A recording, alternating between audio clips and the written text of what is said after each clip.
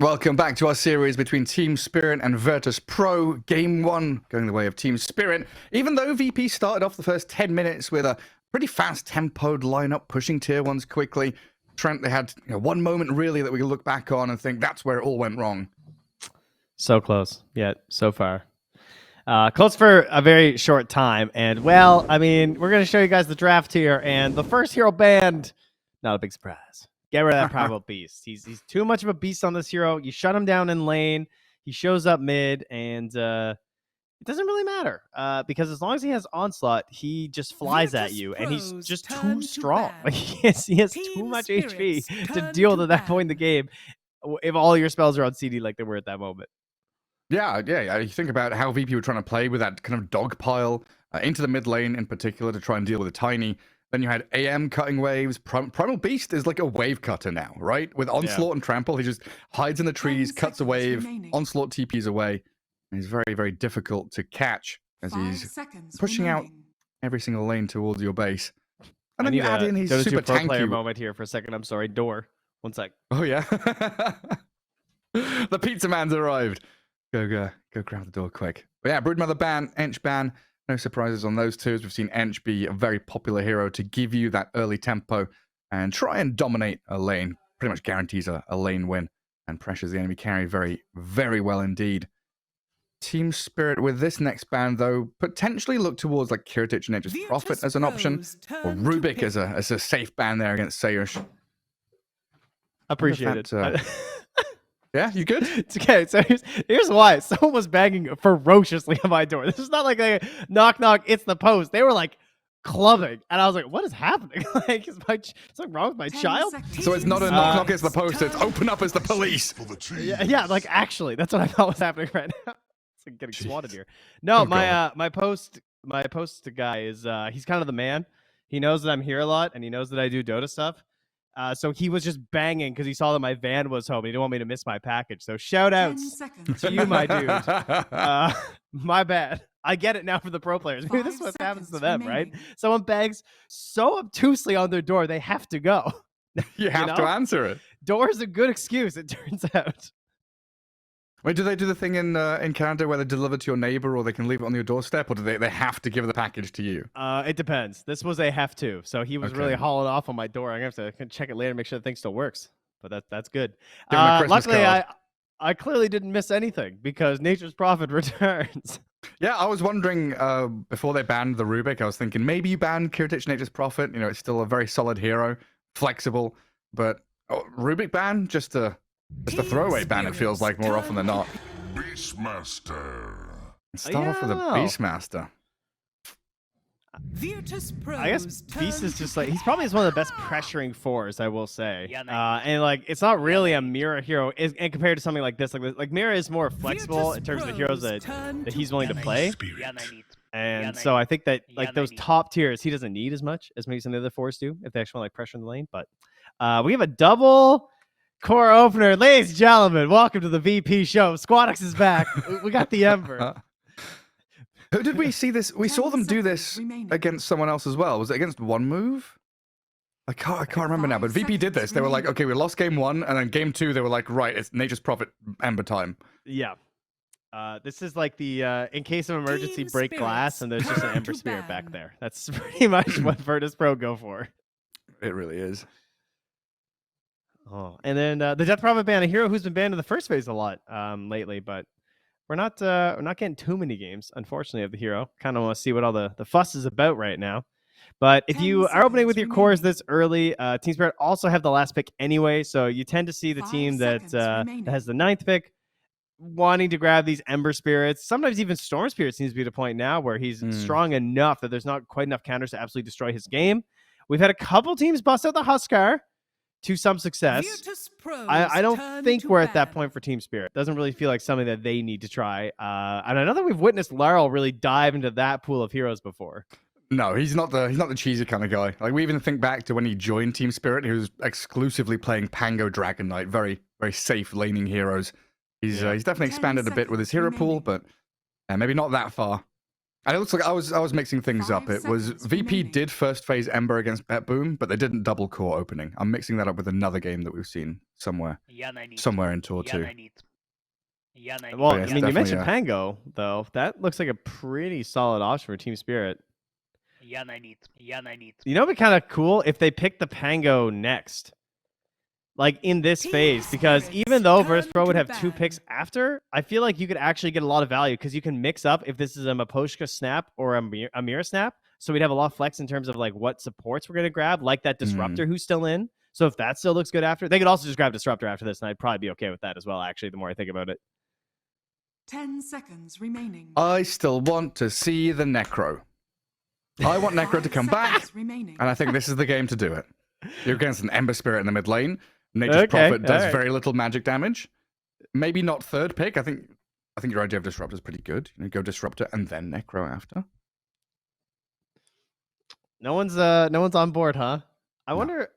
I'll take a look here, guys. Who do you guys think is the least picked heroes across all DPC matches so far this season? And are there any unpicked? There's no way. That can't be true. There's no unpicked heroes? There's 2 unpicked. There's 2 uncontested heroes. No picks, no bans. Winter Virtus.pro's Wyvern turn and to Shadow ban. Shaman. Oh, interesting. I would- Because I was thinking Team we've seen Spirit's Clinks in other turn to regions. ban. Yeah, Necrophos has had 1 pick, 1 ban. So He he's lost down his there. 1 game. Oh, he's down there. Oh, dearie me. That's crazy. Shadow Shaman's not even that bad. I mean, he's just like, if you were gonna pick Shadow Shaman, you probably just pick Lion is the issue, 10 and Lion's only seconds. been picked 5 times.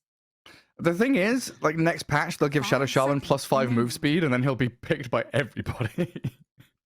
Yeah, I Just feel make like him a little Wyvern's- faster. I actually feel like Wyvern's kind of solid though. I'm surprised his hero's like totally ignored. Especially with all the zoo, right? With all these Yeah. Lycans and Helm buyers. I would have thought Winter Wyvern gets a lot more play. A lot of it comes down to the fact that our supports are being picked up so early, though. And it feels like the top tier pool is so small. It's like, why would I have Wyvern when I maybe could have gotten Undying earlier on in the draft? Like, I don't have time to see all these heroes that Wyvern's going to counter. I'm just grabbing Undying because I want to open up more stuff for my core players. So Team that tends to be Spirit's turn the reason to why some of pick. these support heroes can be a lot lower in terms of the picked and banned rates. Yeah, and it can, I don't know, it can often feel like Wyvern does like a lot of harm to your team. Like, okay, Winter's Curse is good against the zoo. You've got decent D-push with Splinter Blast. Cold Embrace feels like a grief spell Virtus.pro's nowadays because you want to be playing these turn fights to fast. You don't want to be, disabled for 5 seconds by your own teammate, right? But also Yeah. the fact that these fights, because they're happening so fast, you've got this back and forth in the flow of the fights.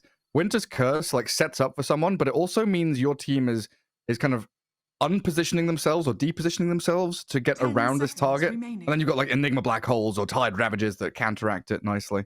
5 seconds remaining. I think Wyvern's a hero that you can play around quite easily. Well, we do get the Dragon Knight again, though. I am surprised he didn't go Pango, though. I feel like the Pango looks really nice here. If you were going to go for a mid anyway, since we're kind of locked in with this Beastmaster, obviously. I mean, the DK, yes, it can flex to a 5, but I don't know if that is as powerful when you already have a Beastmaster and they kind of know what's going on here. Then And you again, don't a have 5 DK actually looks really good this game. And you don't have Solo on your team? I was going to bring up the same thing. Like, hey, what if Meposhka's been watching Solo and he wants a bit of this DK action?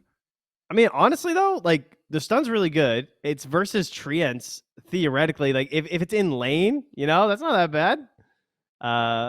If he ends up going 3, even though it's probably going to be Kiritich, but, because the Prophet's so early, they might be forced to flex it off here. Yeah, I don't know. I do think the Disruptor was solid.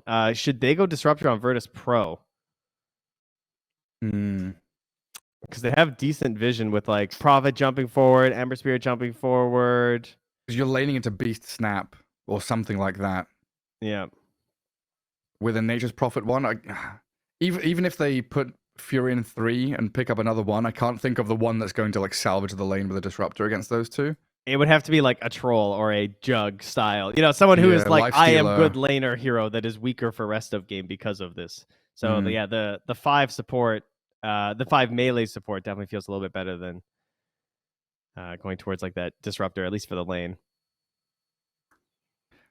I miss Warlock. That's who I want as well. Necro and Warlock. Not a silencer.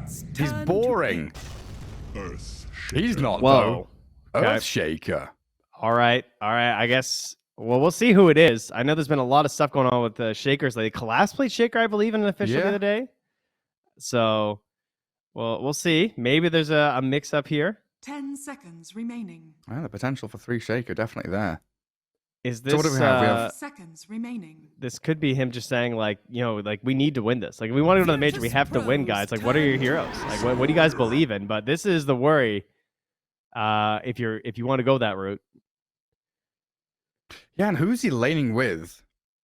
Because Shaker pick there makes me think it's the Prophet 3. Yeah, I think that's what you have to do now. I think with Ursa that you don't have a choice anymore. I think you're lane blocking with Shaker, Prophet's going 3, Ember's going mid, and we're picking a different one. Unless they're going to find a ranged 3, and we're getting real crazy, like a Viper or something. Or a Necro. Or a Necro.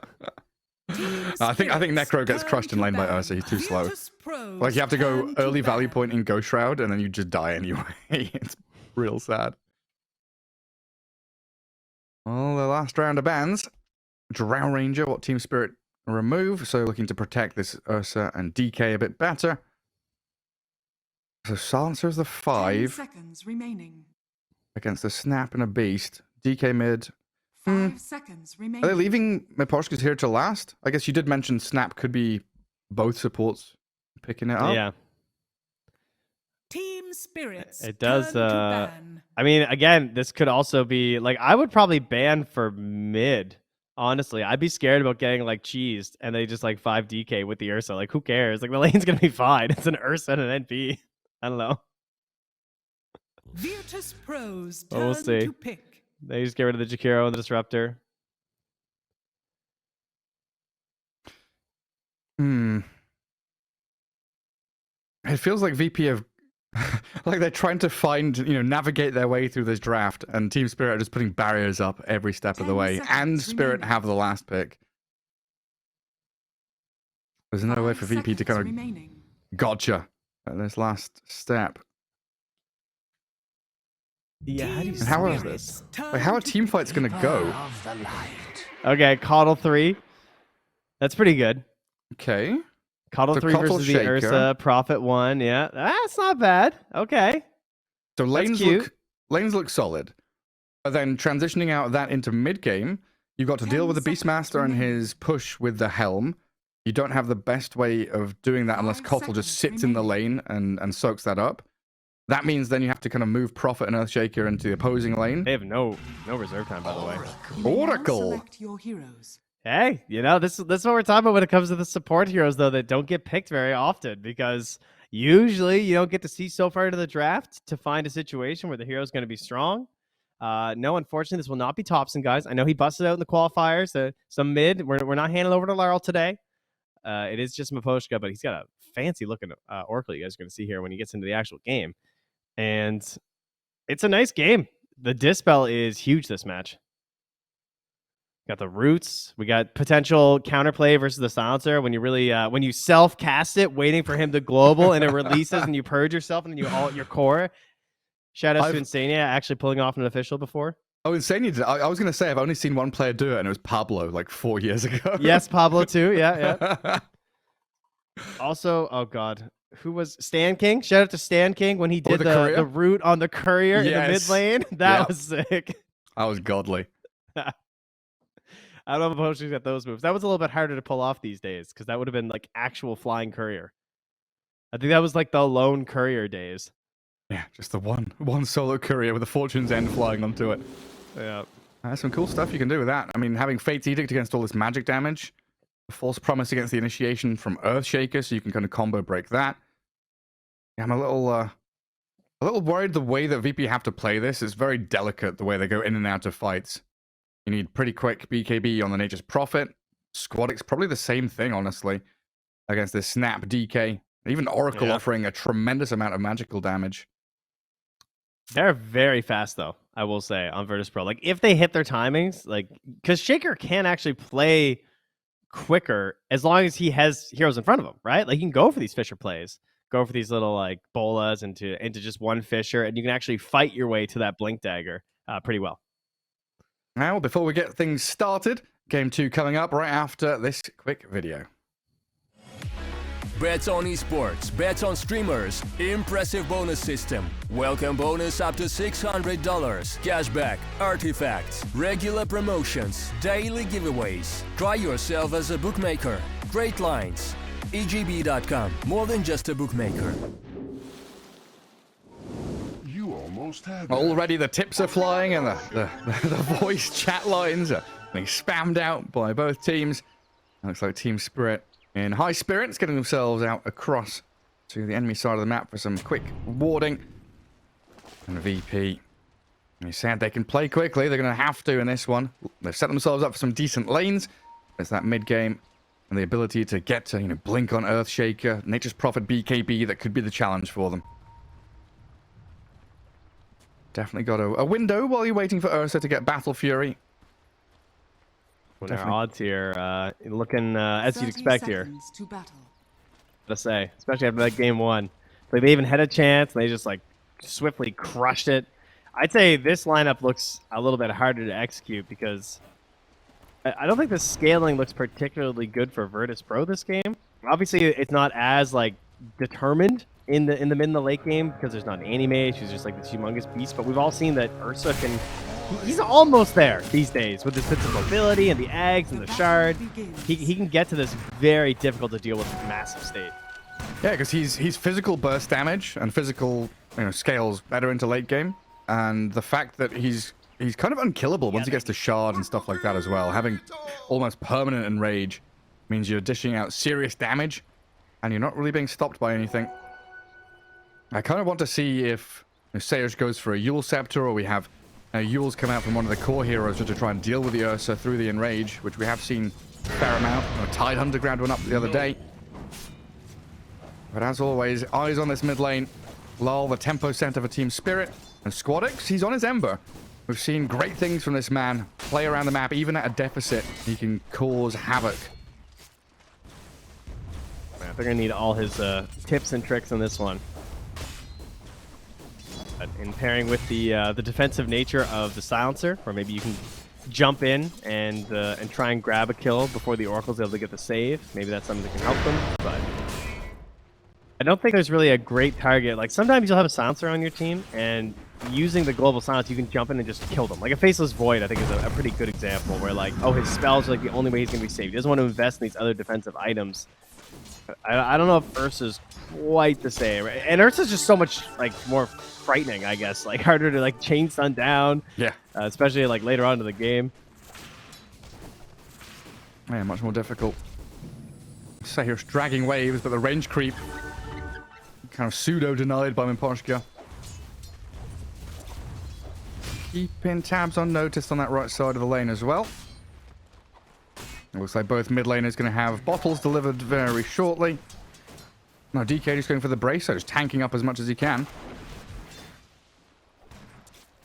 So going to relinquish rune control to Squadix completely, and his bottles on Curion coming. Well, and we obviously don't see too much Oracle anymore, but best things about it, getting to level 3, get the 102 build, just start bursting with a ton of damage. So it's certainly something that Sayush is to watch for.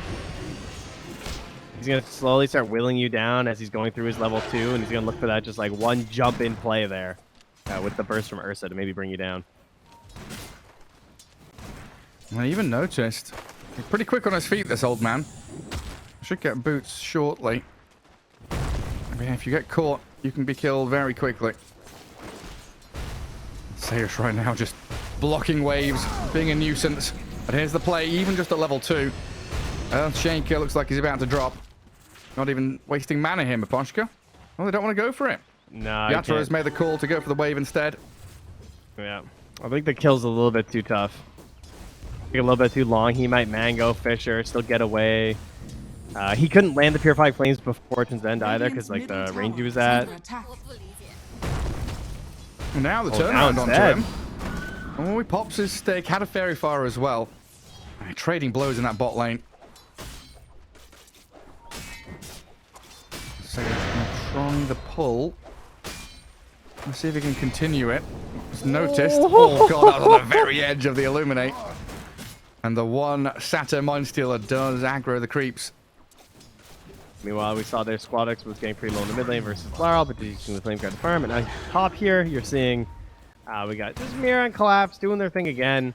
Collapse, not nearly as frightening compared to his Primal Beast self. When it comes into that mid game, he's going to be a little bit more sedated.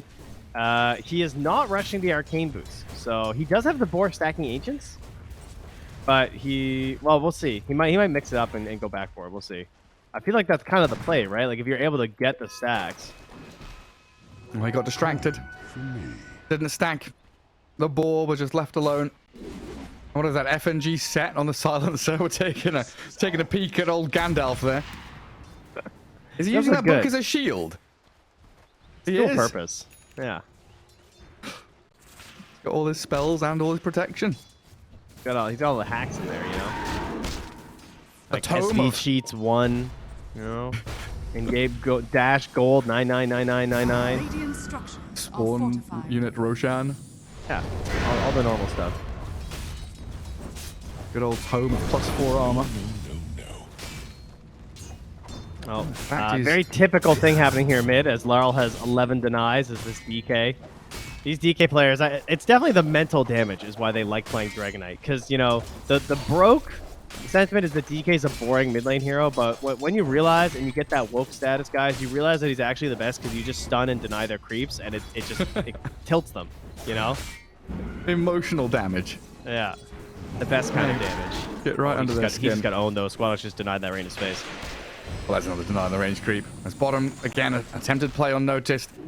It's just Team Spirit safeguarding the Ursa, keeping VP in that regen trade battle.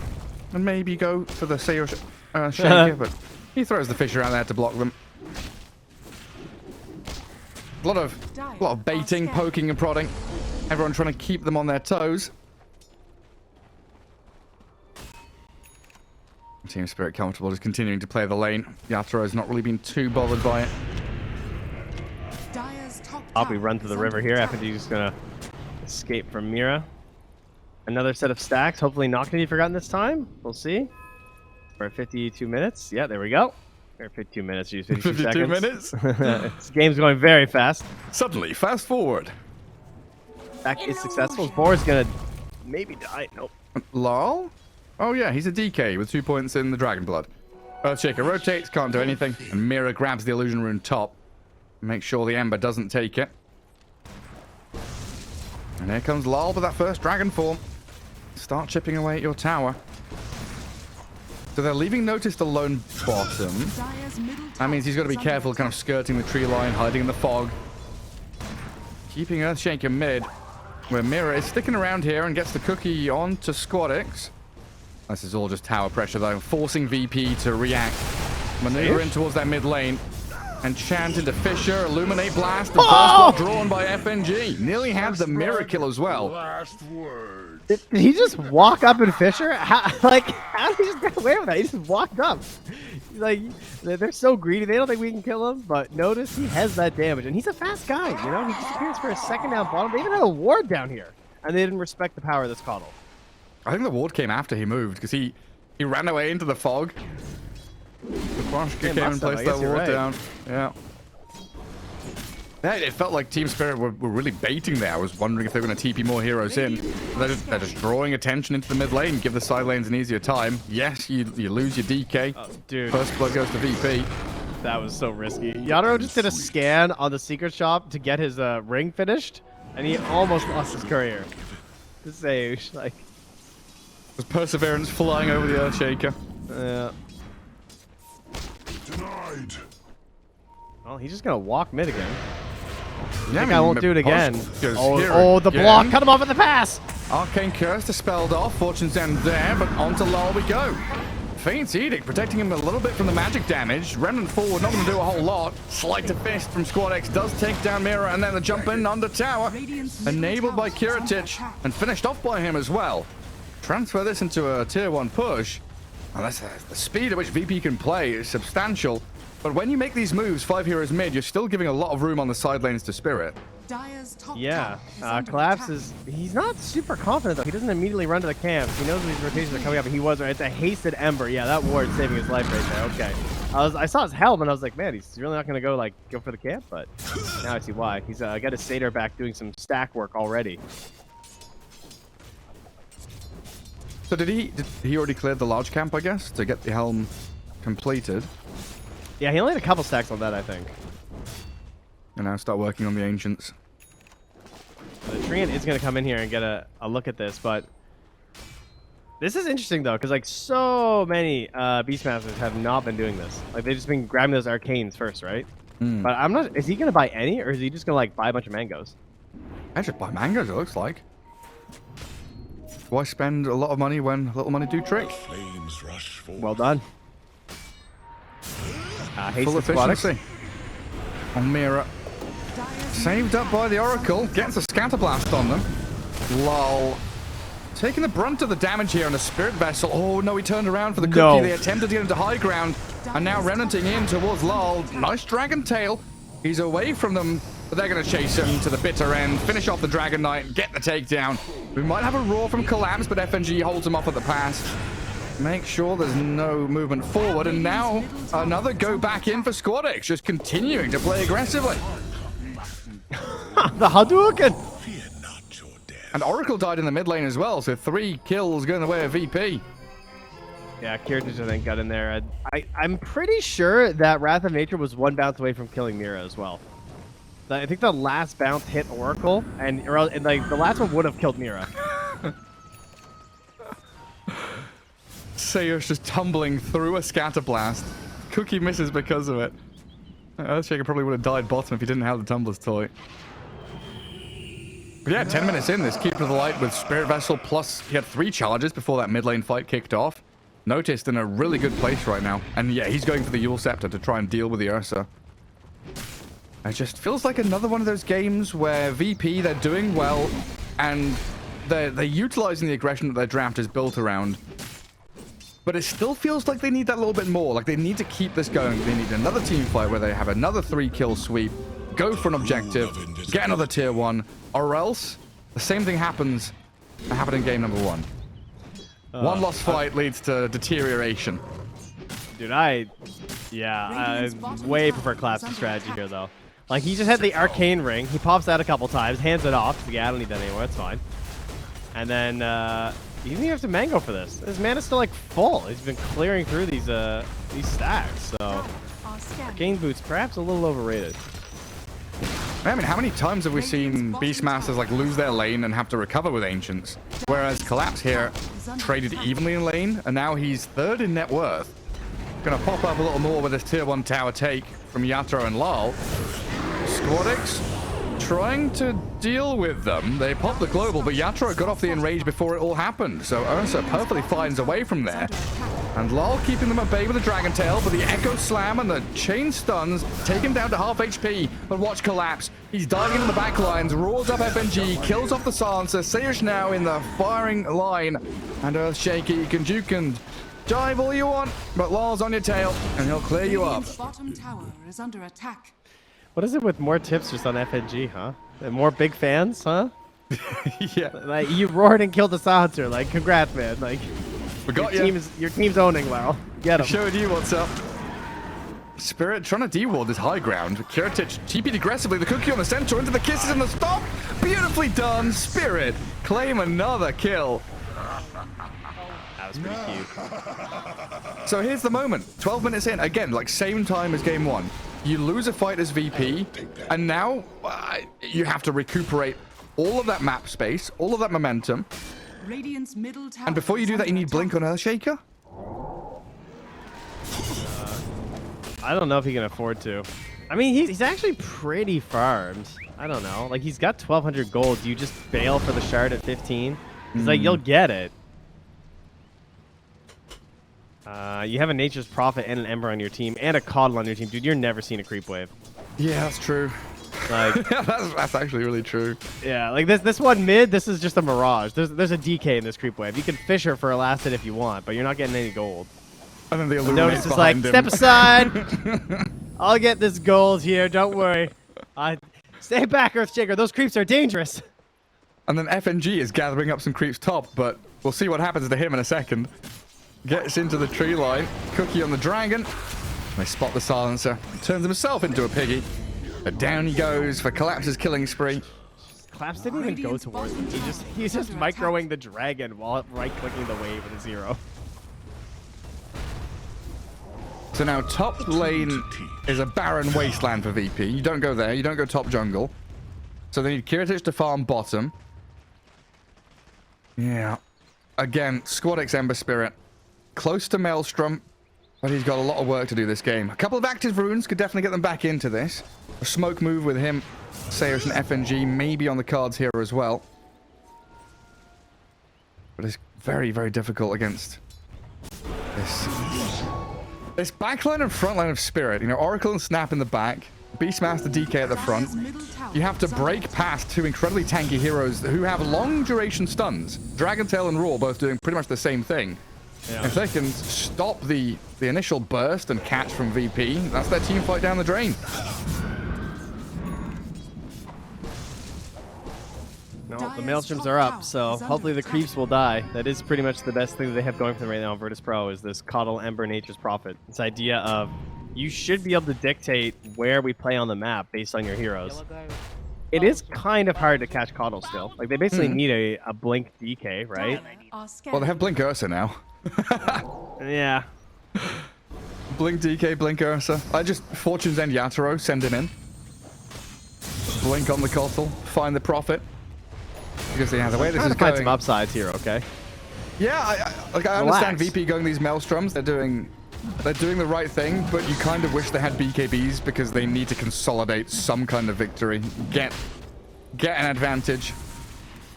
Well, the Shard is flying on the courier here. Could be nice for Sage. Maybe he can threaten here. Roshan's already dead. Wrath of Nature bounces and takes Makoshka very low. Solar Bind dispelled off, and Sayers fishes, and he gets caught out by the Roar and the Ursa. The wild animals have hunted him and backed the Earthshaker into a corner. Radiant's bottom tower. Squad X, he's being annoying. Oracle and Snap dropping lower and lower with a slight chain spam. It looks like Oracle's going to top Mirror back up to full HP. Alright, what's this 16-minute rune? Give me another Arcane or a DD or something. Oh, an Invis. Not ideal. I mean, they do have a Veil, which is pretty cool from FNG, so that is a decent way to try and win one of these fights. A lot of bonus damage. Yeah, Solar Bind, Veil, Illuminate. And that Spirit Vessel, but they need charges. The Coddle has spent them all. And back in that mid lane, a D-Ward from Mira, Cookies to high ground. In comes the Squad X Ember, but he's against the Fate Edict, so all that magic damage being mitigated by the Oracle. And Ember Spirit, yeah, such a struggle to finish anybody off. Oh, it's so close! He can't do it. And then Lal just walks up, threatens with a Dragon Tail. Everything dispelled off of him again. What's happening top, though, hey? There's a TP in behind. Kiritich aiming for Collapse. Earthshaker already spent his Fissure, but that's some big damage from Kiritich. Should finish him off. Sayush? Did he just spend Echo there? Wants to kill off the dragon? It's just Echo the Beastmaster creeps. That's a lot of gold. Fair enough, Gotta get Blink somehow, you know? He's not getting waves. We already went through that. FNG. Attempted deny on the mid lane tower. He's getting paved, you know? The steamrollers here. If he got the tower deny, I'd say worth it, but he didn't. And now the waiting game for VPs, BKBs. In desperate need of some kind of protection. There's just a slow trickle of the rest of the map starting to belong to Team Spirit. A couple of good aggressive wards over in the Radiant, in the Dire Ancients. We're looking for that bottom tier 1. VP going to mount a defense with everybody. 5 heroes brought down south. But this is one of those classic Team Spirit baits. Like, they move there, they kind of shuffle to bottom lane, they show Yatoro down here. They're gonna go for him. Oh, the bait turnaround. Get him. VP is scared though. They think there's so many heroes behind him. This is the thing. Usually, if an Ursa's there, There's 4 heroes sat behind him, right? But Team Spirit have swung up to the top part of the map with a smoke. Yeah, and if you know, what do you do typically as Virtus.pro, right? Like someone TP's back to that top lane or something, but I think they realize what happened. They're gonna see Mira now under their ward here, so they're gonna know what's up. I'll take that. Easy mind games from Spirit. Yeah, I like Mira picking up a Lotus Orb here. So now they've got that multiple layers of supporting each other. Dispel the Oracle through the global, so then he can dispel others.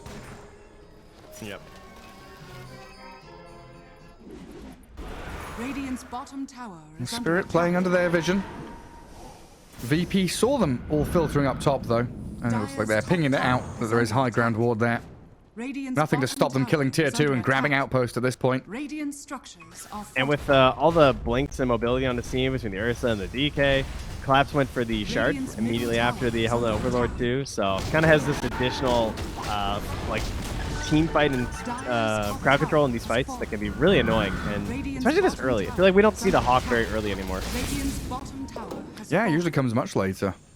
Super good against these heroes pre-BKB, knowing that Ember doesn't have his. Prophet has Yep. just bought his. Huddle as well is really weak to that, because like he has to play with his mobility, and he doesn't really have a good way of preparing for a 2.5-second route out of nowhere. Oh yeah, he switched away from Yules to the Force Staff, huh? So I no longer have that ability to deal with the Ursa through Enrage. Yeah, that's true. Team Spirit saw everything VP were doing. They know they're in that bottom jungle, up to some nonsense, Dire's placing some middle tower wards. is under attack. I wonder why this game. I wonder why this game he went for the Shaker. Like, I wonder what it was about it that made him decide. To go for the shard? Radiant No, just to play Shaker. Even. Like, Yeah, I can't answer that. Just they picked Beastmaster, I picked Shaker. We think that's the deal. Wait, Kiritich? Why are you down here? Are they hunting for lol, I guess? Very aggressive from Kiritich, though. Going for Nullifier. Something to try and dispel off this stuff from the Oracle. Dire's middle tower is under attack. He just did get reclaimed, so Yatoro gonna have to bank on the BKB he's got now. And VP with a Dire's smoke middle tower is coming under back Alright. into their top jungle. Smoke breaks. Ursa, Beastmaster both ready in position, but they're the ones that get chainsed up and globaled. Collapse in trouble. Illuminate blasted down, but Squad X, he's got to turn and run. Yatoro with his BKB, he's an angry bear, and he's hunting for the Ember Spirit. Gets the takedown while Mira eyes on the target. FNG silencer. The tips there are about to come as the scatter blast lands. End of this. I figured out why I picked Shaker. His most picked hero in pro matches is Tiny at 77, Tusk, Rubik, Mirana, all around 70-ish. Then you got Earth Spirit, Clock, Phoenix, Dark Willow, Shadow Shaman, Hoodwink, and then coming in after, Earth Shaker. His pub profile, though, this guy has almost played 500 pubs of Earthshaker. Oh yeah. It is his second most played hero after Tusk. Tusk was banned. So he I just think really this wanted is- to. I think this is just his comfort hero. Like, he it has not been very successful for him in pros. I'll be real. The record, not great. His 2 games earlier this week, also L's. But Oh, Kiritich. Oof, ow. Yatoro's on your tail. The last couple of kisses missing, but the final clap will not. And they're so good at this. Pre-placed cookie into blink initiation. Chain stunning, bashing and killing off big key targets. he does love these blink heroes with the cookie. Dire's top tower pretty is sick. under attack. Using it with the Animage, now using it with the Ursa too. But speaking of blinks, there it is. The Shaker. You know, it just doesn't have the same oomph it used to. You know? Dire's bottom tower is under Like, attack. I feel like when Shaker gets blinked these days, it's not quite as terrifying. FNG, that is terrifying. You are just gone. Goodbye. Just dead. Roared and taken down by the boars. Fireball. But not really the boars, mostly the giant dragon. Yeah, it 26 used to wards be. placed. О, неплохо. Dire's bottom tower. That's all FNG has been able to do this game. Press his ulti button Dire's and bottom play some tower wards. has fallen. I think you're right. Earthshaker used to be, hey, he's got blink. That's automatic team fight victory. Yeah. Nowadays, you'll be Everyone- lucky if you get a core kill. Like, same thing with Meepo, right? Everyone's got way tankier. Same thing with Dagon. How come Dagon doesn't do like twice as much damage? Everyone has like twice as much health as they used to when we bought Dagon. Yeah, everyone's Go buying back and hoods watch games from like 8 years ago. Honestly, a hero at this point in the game would have like 1100 HP and you'd be like, whoa, that's a tank hero. Thanks, we used to have Puck Dagon like every game. It was just like go-to item, Blink Dagon. Kill people in one salvo of spells. Dire are scanning. Everyone's way beefier. We got neutral items just give you health for free in your extra slot. This guy's got plus 15 secondary stats on his Ursa. Like, what's going on? Here's just a shovel here, 75 HP for you. Dire's middle tower has fallen. Easy protection. What's to stop the inevitable from happening though, Trent? What's to stop Team Spirit getting a couple of kills, going into Roche, getting Aegis, Oh, this is good. They have vision ending set the up. game? It's a lol DK though. He's tanky. He's got BKB. Well, they didn't all die, so we can call that a win, I think. Considering what was running at them, that's a W. A lowercase W. Yeah. Yeah, just a little one. Just a Dire's small one. courier It's a has w. been killed. Ooh. Dire's courier VP has are all been smoked, killed. so they want something to happen. I think ideally going to be looking for those wards around the Roche pit so they can set up for Oh, something. mid lane. While Spirit are looking for the Aegis. Arl thought about it. He bought the ult. He almost went in. Are scanning. DD rune spawn top. Where's my Kiritich Prophet? Oh, can they do something here? Yadro? He's buying the Nullifier. The Blink Echo on the Ursa. Chain stunning him, and the help of the Global definitely there. But Yatoro has the answer. It's the BKB. He turns, looks to kill FNG, goes for the TP, but the damage from Kiritich. Ooh, they had enough. Now Lol on the run. Team Spirit losing Miposhka, and the BKB Dragon Knight having to TP himself out while Collapse yawls into the sky after slaying FNG and this Nullifier. And it's working wonders for Kiritich. Actually, the answer. He's made it. I did not think they would get there in time with how much map pressure they were losing, but... Oh, if only it was a fast Roche. He does leave a treant, though, so they can get this. There's no buyback. Is it ticking back in? Oh, it's Radiant's not. top tower is under Beastmaster attack. won't get there. They get this Roche, I think, if they immediately run at it after. Dire's The second it bottom spawns. tower is under attack. I think you take this, right? Surely you take this Roche. You got to. You can't let the Ursa have it. You just got to YOLO for it. You Radiant's cannot give this top guy free tower shard. has Just start fallen. casting all your spells at it, and this game is winnable. Yeah, So slay the big man. Nullifier, Dire's bottom tower I feel like, maybe I'm wrong, but I feel like it's slightly overlooked that it just goes through BKB Yeah. sometimes. Because, like, Into an typically, Ursa. yeah, it really doesn't matter that much for some heroes, but Ursa, specifically, it's really bad. Like, he just can't play. He doesn't get to do his overpower stuff. He doesn't get to be the Ursa. They get in there, despite the kisses now coming. Oh, run! Oh my god. Oh, the blink stun. Lol finds the catch on Kiritich. Aegis is still being held. He turns with the Nullifier. BKB's up. Can he TP home away from here? The Oh, the blind bounce pushes him back! He tried the cookie play, but amazing protection from Noticed. Oh, that was sick. He might have been able to get the right clicks in after. Like, yeah, the cookie's not going to stun him because he's BKB'd, but still, there was a chance that he gets the right click kill. That's huge to save that Aegis. I thought maybe just give it up, but he BKB'd, kind of rolled the dice a little bit. And they'll get to keep up their pressure. And now, every fight is going to come down to where is this Nullifier and where's Yadoro? Yeah, Kiritich with the answers. And now they've got a Yules on Kotl as well. Also, how sick was that setup in prep, too? Like, the way that they had them all smoked by that tree line there, just waiting, and they catch that little glimpse of the Ursa and just go for it. Kind of insane. Perfect. FNG shot calling. And Seiyush on his hero, right? You know, he wants to play Shaker. If we have to win this game, deal with the devil. What hero are you gonna play? He wants Shaker. See if they can manage to carry it all the way through. It's still a very long road. It is still an incredibly stable lineup here from Team Spirit. They're not exactly a very mysterious lineup. You know what they're gonna do, but they now have a giant dragon with Aghanims leading the charge here at level 16. Not quite level 18 yet, though. Yeah, that's one of those moments where Team Spirit will absolutely be having the team comm saying, hey, let's tighten up. Don't let Yatoro be alone. Miposhka's going to be leashing himself to this Ursa now. He's not going to be more than 1,000 range away from the bear at any given time. This is one of those games where you specifically need the blink, but he still doesn't have that dispel, of course. So we're going to wait for the next round of neutral items, the tier 4s, and hopefully drop one then. FNG. Oh, what we he's got Ghost Scepter, but that doesn't protect from the kisses. The He does Global's drop out. it. They were trying to get in on top of him with the Earthshaker, but the Blinding Light pushes Lull away from the Illuminate. He'll get the stun combo onto the Ember, but the Yule Scepter keeps him away from Squad X for a few seconds. And now the jump with the help of the Hawk. They spot out the Earthshaker, having the vision over on Sayush. On the doorstep of the Dire base, a couple of kills from Team Spirit. They don't have a creep wave. Kiritich just cut them. That was pretty nice. And Yadro, TP's back. Maybe hoping that he'd get a big greedy on the Nature's Prophet. He's even going to hunt in the tree line there. We're not going to find him. Kiritich, of course, as you can see, safely back at home, picking up a Shadow Blade to assist in his subterfuge across the map. That's a good word. I just Had to dig with the thesaurus for that one. Wait, is turfuge a word? 'Cause sub means under, right?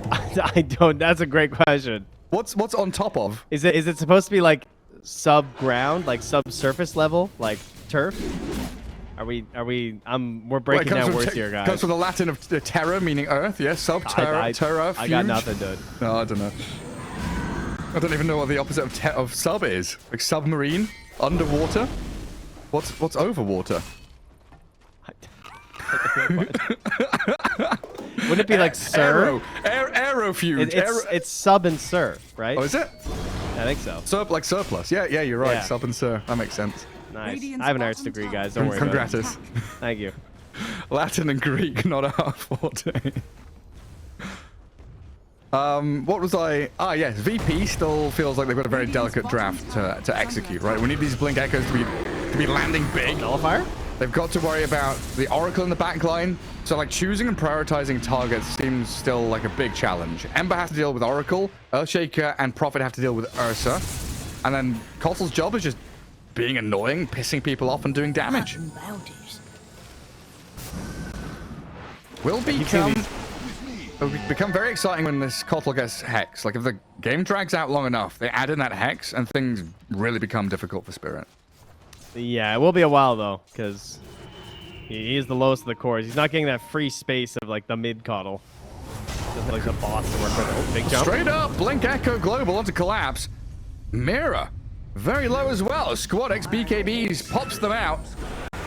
Yatra and Miposhka trying to bail away, but Kiritich is TP'd forward into the Dragon Tail. He's holding it for 15 seconds, and Squad X focused by the Yatra Ursa. Dragon Knight.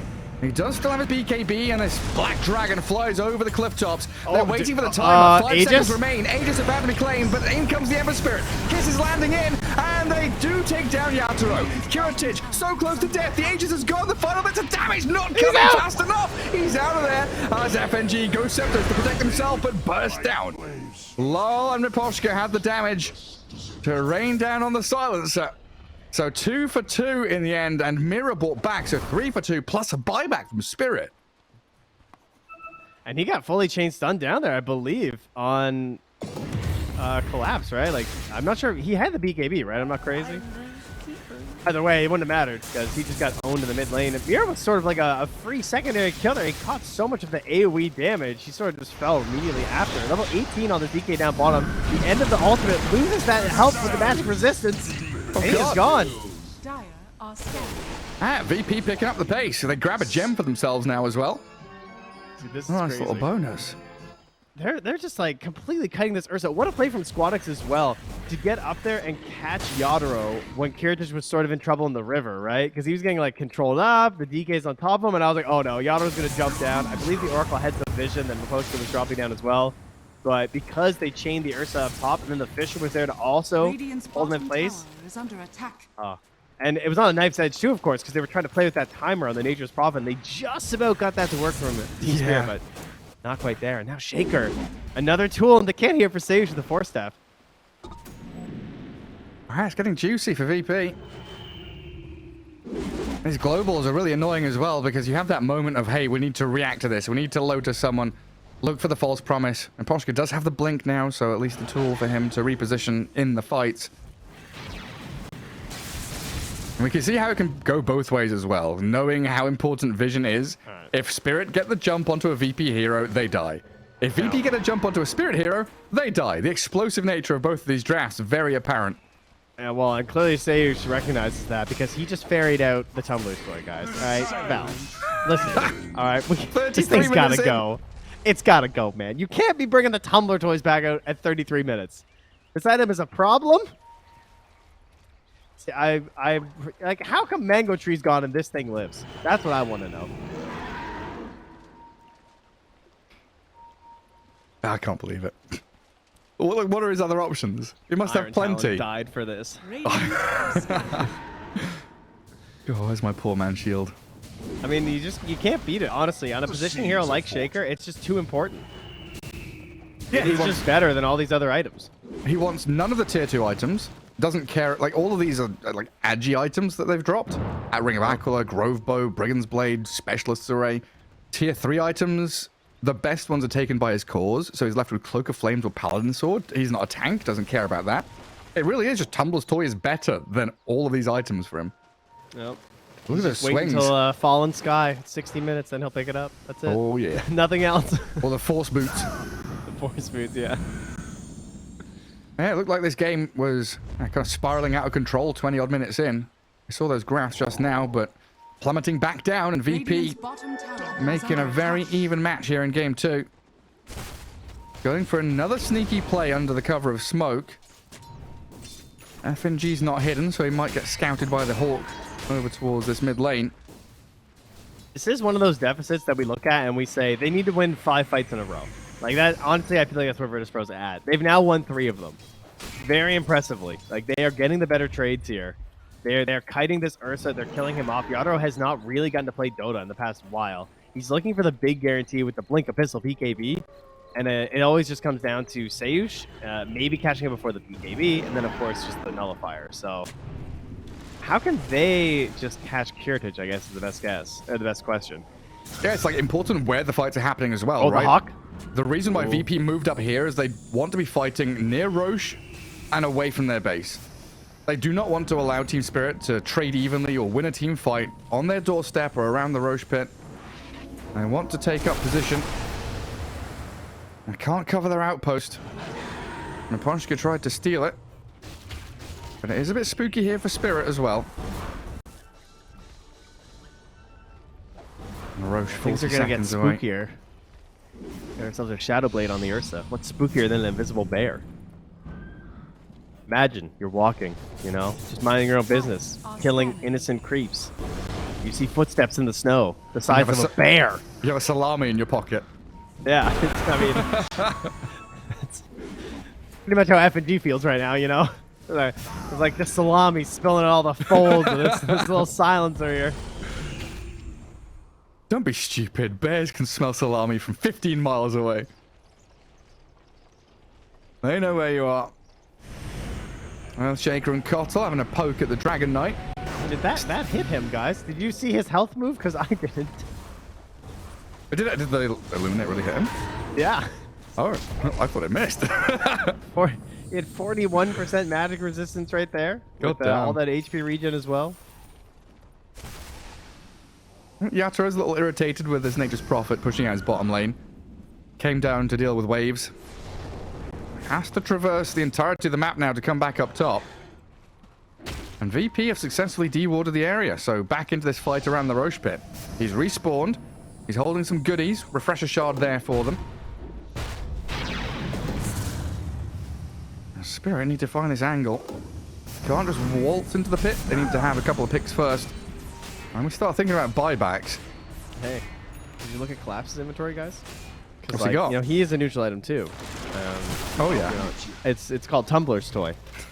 Just in case you guys were wondering, that Beastmaster and Earthshaker currently have Tumblr's toy in their inventory. 38 minutes into the game. Ice Frog, you know, I know you're enjoying the game. Just here to check it out.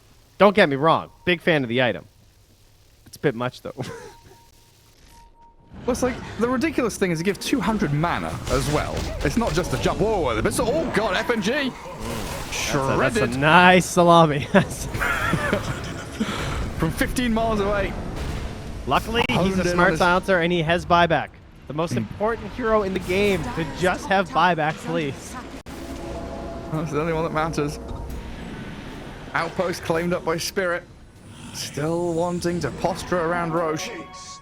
So Treants have scouted it. I'm pretty sure Spirit knows Roche is alive. Yeah. You do have to come back and maintain that top lane as the Beastmaster just keeps on shoving. All the jump onto Squad X. Dragon Tail into what, though? Double force staff, the jump away. Squad X is out there. But he's got man to start. Well, Yatoro just killed Kiritich up top. They just dived tier 3. Yeah, he got roared. Abyssal Blade. Prophet dead. 90 seconds with buyback being held. And Larl is just hitting Roche.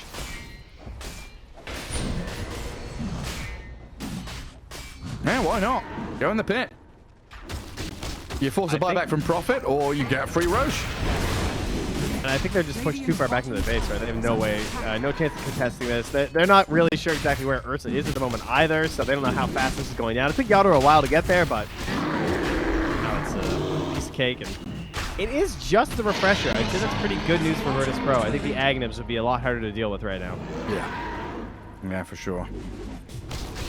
This really goes to show how nuanced and delicate you have to be as this VP draft. Like, yeah, one piece of your draft, one hero that gets killed, everything falls apart. You need everyone as a 5-man unit. And now Lincoln's purchased by the Prophet to protect himself. Yeah, I'm hoping that doesn't happen again now. That site that he talked about, it is being, closer to being realized here on the Coddle. But he does come back to the base. They're not going to be able to save this Rax. Can they get anything on the way out will be the better question. Yatoro, of course, isn't thinking about out. He's thinking about going in. Yeah, he wants to try and make a jump. He defends himself with Enrage, blinks away. DK sending his illusions forth to battle with the buildings. So one set of racks down. VP now all 5 alive. I think this is where Team Spirit in a very good position. Killing off that top lane of racks now means that they can move down bottom, reclaim their outpost, push out bottom wave, grab a DD rune on the way, and think about planting themselves in the enemy ancient spot. So I like to see what VP are doing, smoking up into the place that Team Spirit want to actually play into. Start off with a Fissure into the enchant, but the false promise is there. Global comes after as a little cyclone from Imposhka protects him for a second against Squad X. Aiming for the Oracle, but Kiritich the bigger target. He's got BKB, but he's dead to the physical damage of Yatoro. Okay. Down goes Prophet. No buyback for him. Keeper of the Light blown up as well. And Team Spirit just destroy VP. Radiant are scanning. They try to find one thing, some small play outside there. Put them off balance, get rid of a hero. Maybe they won't immediately come back and push our base. But instead, they just lose everyone. It's so wild how Dota works. It feels like an even game. You can think, okay, these are the ways that they play this and play that. And then all of a sudden, one fell swoop. Team Spirit say, nah, no, not happening. Yatoro has so much alpha damage. He just shreds through you incredibly quickly. And now they're working on another lane of barracks. They have no profit for 50 seconds. Can they just end? Yeah. That's something pretty incredible here from Sayush. Maybe buy a smoke, YOLO his way around. Kind of one of those moments. Yeah, where's the ninja gear? Has been killed. And Squad X loses his courier. He's trying to buy out the full Shiva's guard. This next team fight, buyback-wise, not looking great. Prophet is 2,000 gold away from it. Earthshaker spent his. Ember and Silencer do have them. Bottom tower is under attack. And you're only defending one lane. You know where Team Spirit are coming from. It's just their front line is so incredibly strong now. Hawks give vision for the DK to play forward. Ursa with his Silver Edge. He's currently smoked, now invis. I think this is a pretty good example of like why they like this Dragon Knight in terms of he kind of just keeps it simple. I mean, that's the whole concept of the hero, you know. He's a little boring. He just has a passive that heals him, a little nuke and a stun, but in the end, you compare it to the Pango in the same situation. Knew what the lane was going to be. Probably would have went similarly well. Would have been probably a little bit worse for the Pango. It wouldn't be as like CS one-sided with the help of the denies and everything, but when a fight starts, there's no cooldown to really worry about pickoffs. It's just blink stun. Easy to follow. Don't worry about wild rolls. And yeah, if you're playing Pango, you don't have enough dragons. No. Beastmaster Dragon, Illusion Dragons. Elder Black Dragon here for the DK, jumping and stunning, finding FNG, cooking an illusion onto him as well. Not enough to finish the Sansa just yet. Needing the kisses to try and pick him off, and there he goes. Buyback available for him, and he's going to have to use it if they want any chance of holding their base. But Aurora and Squad X, they've got the stuns. Incoming damage from the Dragon and the Bear. Down they go. The menagerie of Team Spirit with all the animals in the world just cruising here in game number 2. Sansa dead, the dieback for him, and Kiritich inside his own sprout. The Black Dragon flies over the treetops. The canopy gives no safety to the Furion. A Yule's on the Urza will hold him back, but Sayush dead, and GG called. Team Spirit with a 2-0 victory ties them up with HR. It's more like the Blue Eyes White Dragon right there. You know, easy peasy. Taking him down. Throne goes. Squadx already out of there on the DC. He doesn't want to look at this game anymore. And Virtus.pro, their hopes of cruising their way to the major, unfortunately. Have they ended now? I guess they haven't ended, but it's looking much less likely. This was their best chance to try and get their way there. To force some sort of a good tiebreak situation, or just straight up stealing it. So thinking about what they have to do is tie with BetBoom, right? So BetBoom plays against Darkside. If they win, they go 5-2, and that means VP cannot get into tiebreakers. But if BetBoom lose and VP win their next 2 series against Hydra and Na'Vi, then we have that tiebreaker around 3rd place. And of course, that also applies to. Oh, wait, that's only them, right? Because they're the only one that have 2 left. Because Na'Vi have already lost. Yeah.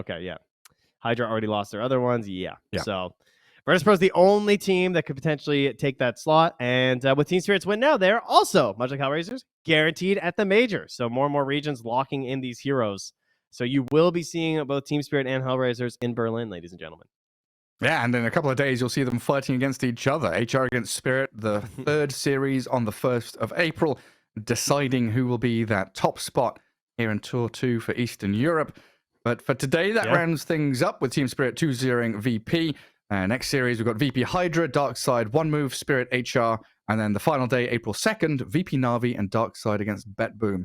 So I guess we won't see what happens until the very end with Darkside against BetBoom, because their series is the very last one. And VP have got that ability to win a couple of series, and they still have to wait. Yeah, they'll have to watch with a bated breath whenever that happens. So, of course, they also play that morning. So, yeah, it could be a very stressful day for Virtus.pro if they manage to get the win, watching BetBoom right after. But you'll have to wait for that, and you'll have to come back to us in 2 days on Saturday if you want to watch a triple header of matches. Yeah, should be super exciting. We'll see you all then. Until then, goodbye.